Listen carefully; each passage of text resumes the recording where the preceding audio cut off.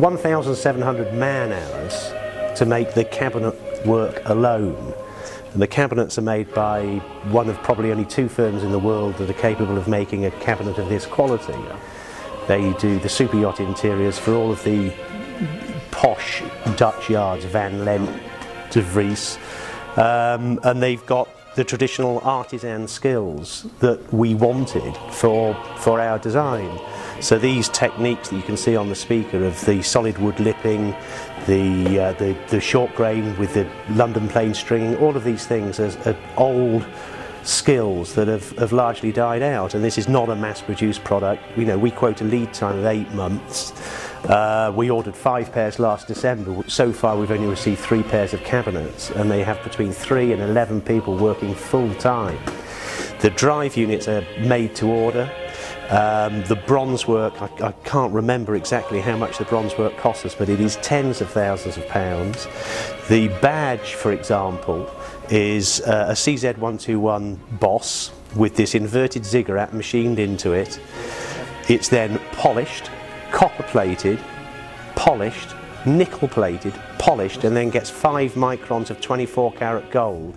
Then the Vox Olympian badge is a piece of solid sterling silver with a hallmark on the back with the Vox Olympian legend lasered in. So every single detail on the speaker is completely and utterly resolved to a standard that somebody who's buying, if we didn't do any of these things, it would still be an expensive speaker. So we've made it to a standard where we think that the physical presentation is commensurate with the musical performance, is commensurate with the visual styling.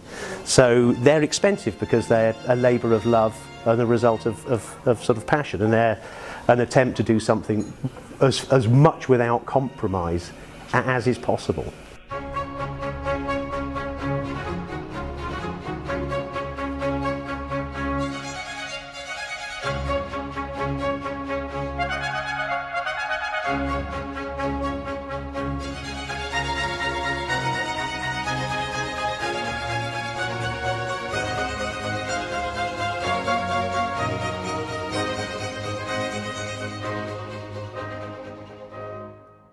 In 1992 I made a big 3-way horn-loaded loudspeaker using Vitavox drive units, the Living Voice Air partner.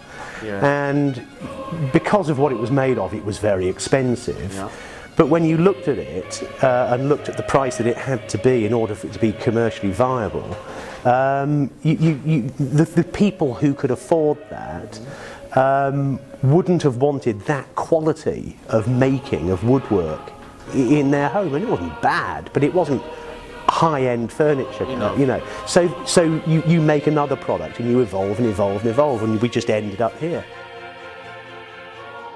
I mean, when you have an experience like this show, people absolutely loving it, and people saying that even though they couldn't afford one or dream of affording one, it's a joy to listen to. It's a very, very warm feeling.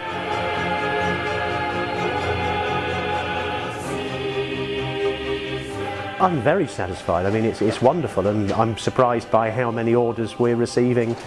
You know, since 2000 and crikey, when was it? Where are we now? 2015. So maybe 2007 we unveiled the product at the Monaco Yacht Show.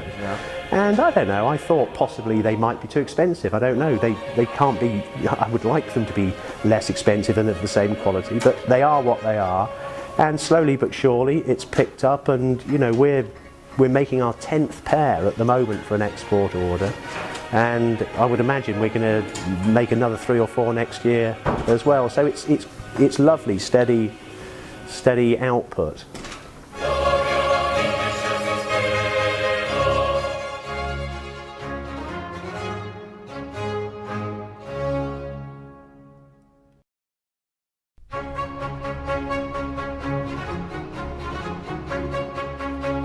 The logistics, yeah, so the subwoofer's 350 kilos.